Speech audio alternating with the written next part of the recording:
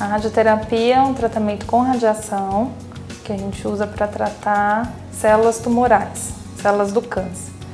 A radioterapia ela é utilizada em 60% dos casos dos pacientes oncológicos, os pacientes que têm câncer. Fica um pouco difícil falar em quais tipos de doença, quais tipos de câncer a gente pode usar radioterapia, pois a gente pode usar praticamente em todos os tipos de câncer, em determinados momentos do tratamento. A médica ainda fala sobre o sofisticado equipamento de bracterapia de alta taxa de dose, utilizado no tratamento oncológico de colo de útero único da região, bem como demais serviços prestados pelo hospital. E o equipamento de bracterapia de alta taxa de dose, que só tem em 4 cidades no Paraná, Cascavel, dentro da UPCam, é uma instituição que possui esse equipamento, que a gente consegue tratar precisamente o tumor de colo de útero.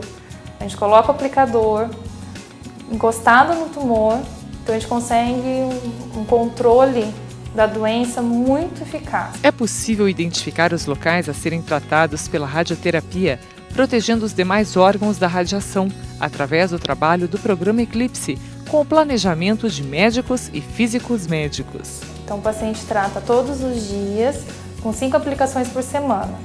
Então, para a gente conseguir tratar o mesmo local todos os dias, é preciso que o paciente fique sempre na mesma posição, todos os dias. A grande evolução da radioterapia de antigamente para hoje é que hoje a gente consegue localizar cada vez mais precisamente o tumor.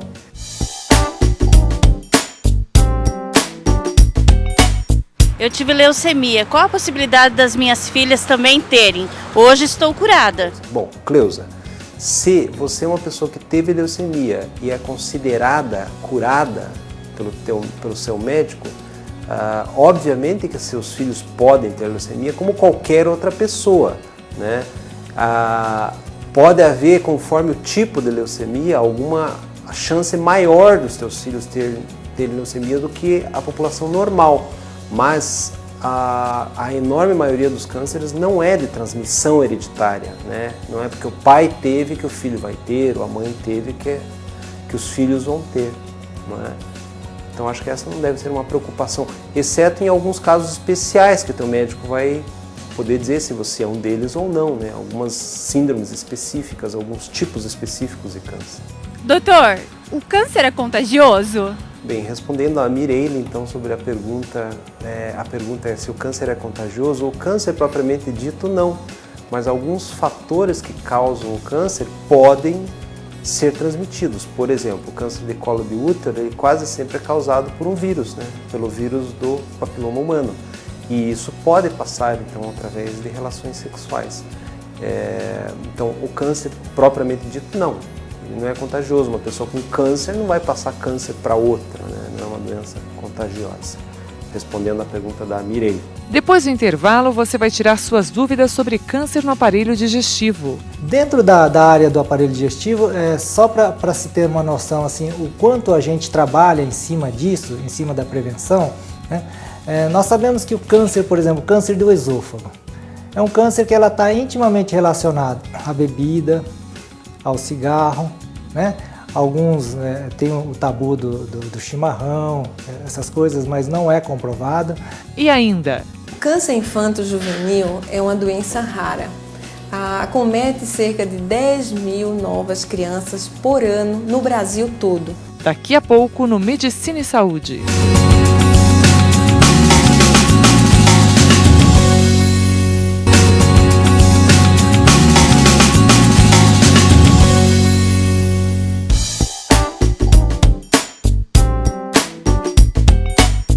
Doutor, um amigo meu teve câncer no intestino e ele foi operado, hoje disse estar curado. O câncer pode voltar? Sirlei, essa pergunta é muito interessante, né? O teu amigo, ele realmente pode estar curado. Por que eu digo isso? Porque dentro do aparelho digestivo, se eu fosse escolher um câncer dentro do meu aparelho digestivo, eu escolheria o cólon, porque é o câncer mais fácil de curar. É o que menos risco de morte causa dentro dos cânceres do aparelho digestivo. E o teu amigo, ele pode ter sido operado, o câncer, em vários estágios. Né? O câncer ele tem 4 estágios, 1, 2, 3 e 4. E eu digo que se ele for operar no estágio 1 e 2, provavelmente ele está curado. No grau 3, ele tem grande chance de curar. E no grau 4, que é o pior câncer que já alastrou para o pulmão, ou para o fígado, ou outros lugares, se ele for bem tratado, for feita uma cirurgia boa, radioterapia ou quimioterapia, ele também pode curar. Né? Mas tem um alerta, para que a gente diga que o teu amigo está curado, nós precisamos acompanhá-lo durante 5 anos. E nesses 5 anos ele vai ter que fazer exames periódicos para que a gente tenha certeza que essa doença não volte em algum lugar. Porque essa doença, apesar da gente saber que ele pode estar curado, ela é traiçoeira. Em um ou outro paciente ela pode aparecer em algum lugar. Então, o teu amigo provavelmente está curado, mas para a gente dizer para ele, você está curado, a gente acompanha 5 anos. Doutor, câncer no estômago é hereditário? Tatiane, o câncer do estômago tem uma influência hereditária, sim. 4 vezes mais que a população normal, mas, além disso, os fatores de alimentação, de esporte, de estresse, da bactéria Helicobacter pylori, são fatores que agravam esse risco familiar. Manter uma vida saudável é fundamental para a prevenção de doenças como o câncer coloretal. Realizar consultas médicas periódicas junto com exames de controle podem favorecer o diagnóstico precoce da doença, como informa o especialista. Outro câncer hoje que é uma das principais incidência de câncer no aparelho digestivo é o câncer do cólon. E talvez seja o câncer mais bem estudado, né? Porque nós sabemos o que o câncer do cólon, desde o seu início, como ela começa até a fase final, onde ela alastra. Então hoje o câncer do cólon, para gerar câncer do cólon, ela tem várias mutações. E lá no início da sua doença, as primeiras mutações começam a alterar a mucosa do intestino e causar umas verruguinhas no intestino, chamado pólipos. E esses pólipos ele tem um crescimento muito lento, demora 5, 10 anos para crescer. E quando ela chega num tamanho de uns 2 centímetros, associa-se outros tipos de mutações e aí ela vira um alto potencial de câncer. Então nós temos assim uma chance de evitar um câncer no intestino 10 anos antes. Como? Fazendo o exame e tirando os pólipos. Cerca de 65% dos pacientes diagnosticados com câncer de estômago têm mais de 50 anos. O pico de incidência se dá em sua maioria em homens, por volta dos 70 anos de idade. O maior número de casos de câncer de estômago ocorre no Japão, onde encontramos 780 casos por 100 mil habitantes. Um outro órgão que também tem que ser cuidado é o estômago. Então, a visualização direta dos aparelhos com alta definição fazem com que a gente veja pequenas lesões no estômago e esse cuidado em pacientes acima de 50 anos, acima de 60 anos, que nós temos esse cuidado maior ainda, é porque eles têm uma incidência maior do câncer, então nós fazemos biópsias, análises, corantes, e isso faz com que a gente detecte pequenas lesões que podem ser retiradas até pela endoscopia e evitar que isso evolua para um câncer avançado e leve à morte dos pacientes. Quando falamos em câncer em algum parente querido ou mesmo em apenas um conhecido, costumamos ter sentimentos profundos de dor e angústia. Quando a pessoa doente é uma criança, um filho, um neto, muitos pais se culpam, pensam que fizeram algo que pode ter provocado o aparecimento dessa terrível doença, que poderia ter sido evitada de alguma maneira. O câncer infanto-juvenil é uma doença rara. Acomete cerca de 10 mil novas crianças por ano no Brasil todo. É uma doença que precisa realmente ser divulgada sobre os principais sinais e sintomas dessas doenças, porque é uma doença que ainda nós temos uma sobrevida acima de 70% de chances de cura, mas é a segunda causa de óbito de criança e adolescente nessa faixa de idade. André, de 13 anos, e sua mãe vem de Foz do Iguaçu todos os meses para fazer o tratamento em Cascavel. Como é que você encara esse tratamento aí todo mês vindo a Cascavel? Eu acho assim que é muito bom, né? Que a gente pode ter uma cura. E é isso, vir aqui foi muito bom, porque eu consegui a cura pro câncer. Certo, faz 1 ano que você está nessa correria, né, Catarina? Parou de trabalhar?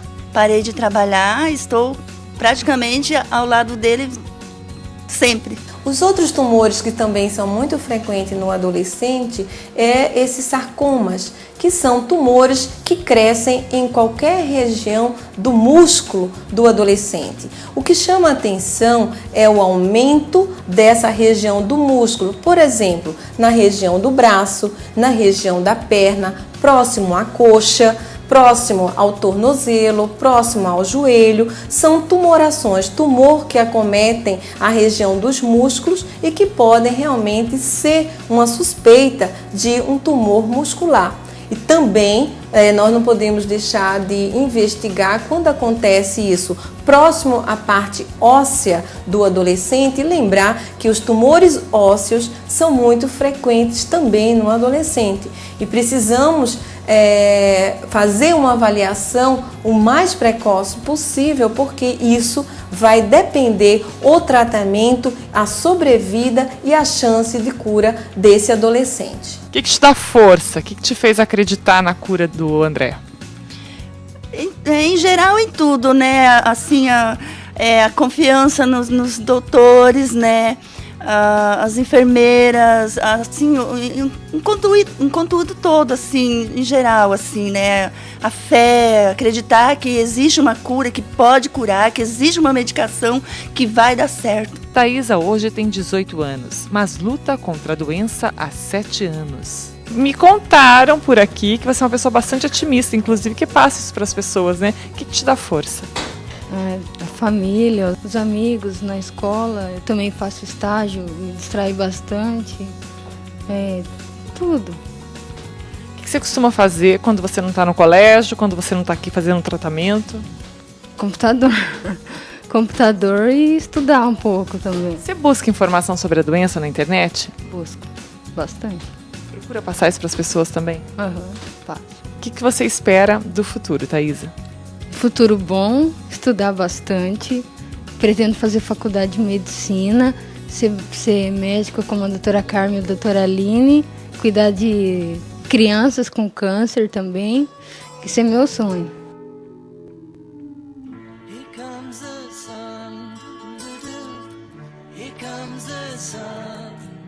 Uma mensagem para os meninos, para as meninas que estão passando pelo problema que você está passando. O que você diria para eles, André? Não desista.